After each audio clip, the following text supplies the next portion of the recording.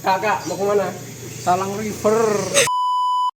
Hai guys. Aku Freya. Aku Aka. Aku Afif. Aku Akmal. Aku Davi. Aku Kevas. Hari ini kita akan menjelajah Kalang-kalang. Sembari menjelaskan proses pengoptimalan pembuahan pada tanaman cabai. Yuk kita berangkat. Yuk, kan?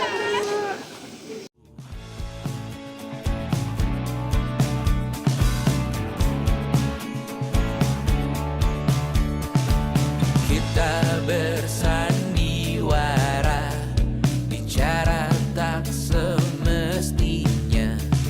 Walau kita tahu nyatanya semua tak baik saja.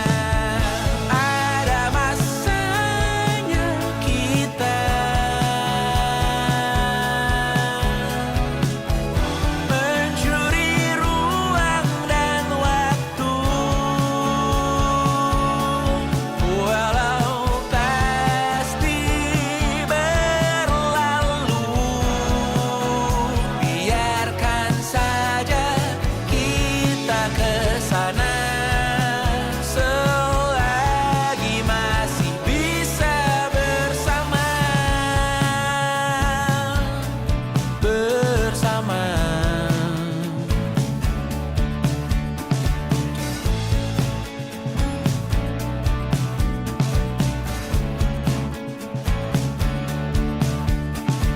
Semuanya sementara, kita di ujung cerita.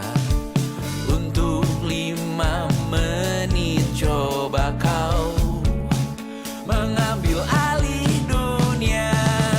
Ada masanya kita. Hai guys. Hai, guys. Jadi kita udah sampai di Kalisalam. Kali dalam. Lihat Enggak sih, panas sih. lihatin pemandangannya. Guys, jadi kali ini kita udah sampai di Kali Talang. Ini bisa lihat kalian tempatnya. Hijau banget. Ketong banget. Jadi bagus. Oke guys, jadi semua keindahan alam, semua tanaman yang kita lihat di belakang ini ya, itu semua diatur oleh genetik dan hormon dari tanaman itu sendiri. Nah, inilah yang akan menjadi poin utama pembahasan penelitian kita pada kesempatan kali ini. Dadah.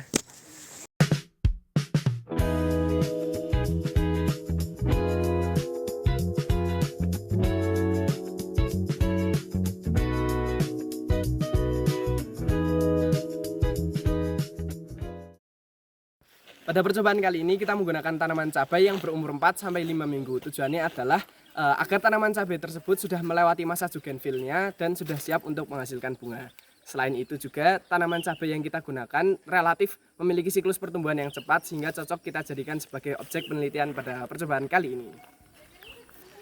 Fun fact-nya, tanaman cabai merupakan buah yang paling banyak diminati masyarakat, sebanyak 569.000 ton per tahunnya. Ini dikarenakan masyarakat suka menyambal. Nah, maka dari itu perlu adanya upaya yang dilakukan untuk dapat meningkatkan efisiensi produksi, sehingga hasil panen dapat lebih banyak dengan waktu yang cenderung lebih singkat. Inilah mengapa percobaan ini perlu kita lakukan untuk menguji bagaimana cara mempercepat siklus pembuahan sehingga dapat menghasilkan buah yang lebih banyak.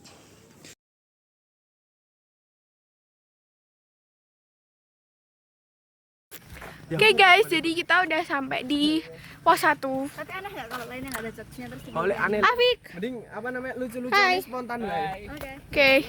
Kita mau lanjut guys. Bye. Oke, jadi metode yang kami gunakan pada percobaan kali ini yaitu pengamatan langsung dan percobaan. Dan alat dan bahan yang kami gunakan seperti bibit cabai, media tanam, alat pangkas atau cutter, dan air.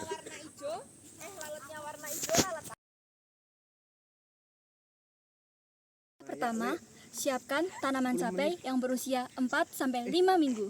Yang kedua, pindahkan ke media tanah. Selanjutnya, siram sehari sekali menggunakan air selama 10 hari. Langkah ketiga yaitu kita memangkas kuncup apikal tanaman cabai dan membiarkannya tumbuh selama 10 hari. Nah teman-teman, kira-kira ada yang tahu nggak sih kenapa kita harus memangkas kuncup apikal tanaman cabai?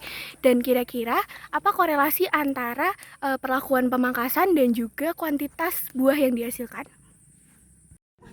Nah, jadi kuncup apikal sendiri berfungsi untuk mengakumulasi dan mengedarkan hormon auksin ke seluruh bagian tanaman. Nah, ketika kita memangkas kuncup apikal pada suatu tanaman, dominasi dari hormon auksin itu akan terhambat sehingga memberikan kesempatan untuk hormon sitokinin tersebut memberikan efek ke batang tanaman. Nah, hormon auksin sendiri berfungsi untuk meningkatkan pemanjangan batang tanaman secara vertikal sehingga tanaman akan tumbuh lebih tinggi, sedangkan hormon sitokinin berfungsi untuk menumbuhkan cabang lateral pada tanaman, sehingga pemangkasan kuncup apikal akan memperbanyak cabang lateral atau batang lateral pada tanaman yang berbanding lurus dengan peningkatan jumlah bunga dan buah yang dihasilkan. Seperti itu. Dadah! Dadah.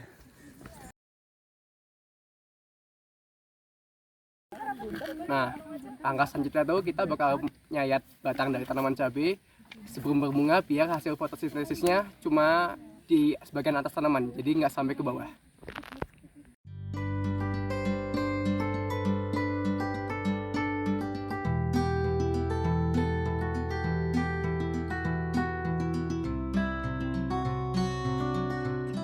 Nah, selain untuk menghambat hasil fotosintesis, penyayatan pada batang tanaman itu juga berfungsi untuk menghasilkan hormon etilen.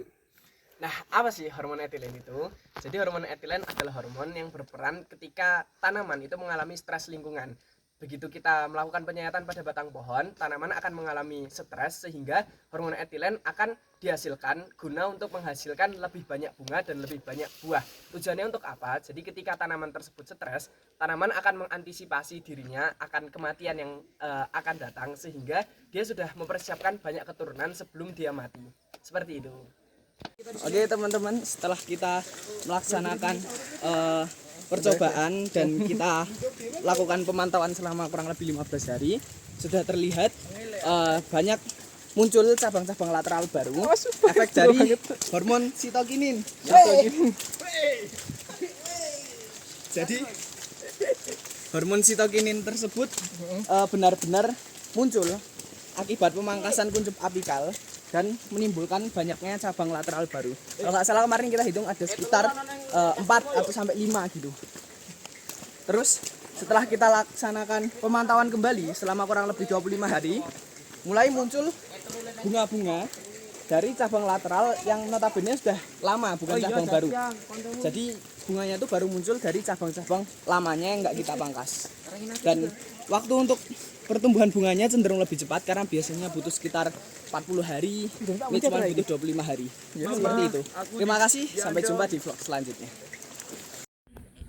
Oke, jadi itu tadi hasil percobaan kita untuk menguji efektivitas pemberian perlakuan pada tanaman cabai terhadap hasil buah dan bunga yang dihasilkan. Oke, jadi see you on our next vlog. Paksi Jaya!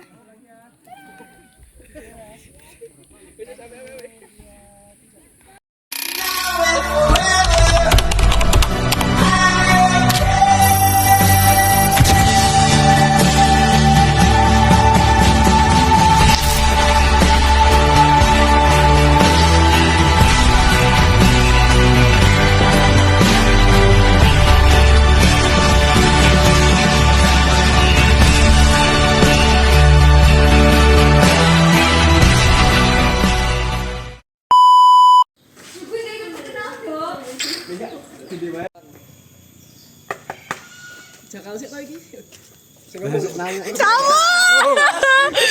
Kamu ya. Pakai tok lek.